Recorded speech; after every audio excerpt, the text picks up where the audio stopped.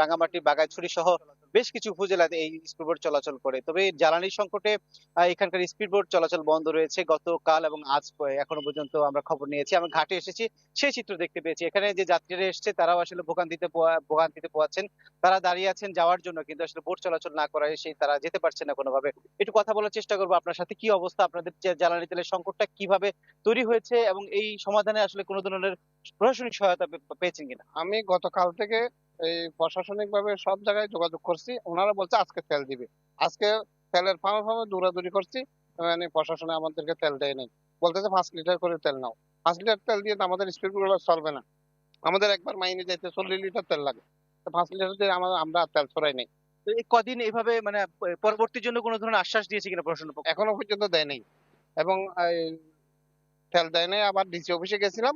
বললে না দিলে আমরা কি করব? বা মালিকদের পক্ষ থেকে মানে কোন পাম্পে আপনারা তেল না পাচ্ছেন না? পাচ্ছি না। কোন পাম্পে তেল দেয় নাই। ওই ফার্মের মালিককে দিতে চাইলো, আর্মিরা নিষেধ করলো। ধন্যবাদ আপনাকে।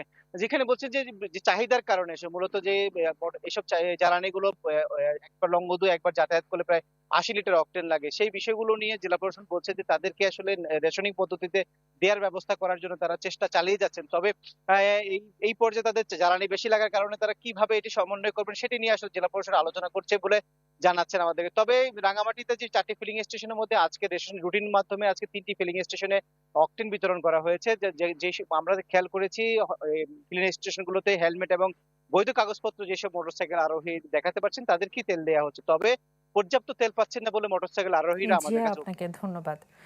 দর্শক, রাঙামাটির জ্বালানি সংকটের খবর জানাচ্ছিলেন সহকর্মী জিয়াউল হক।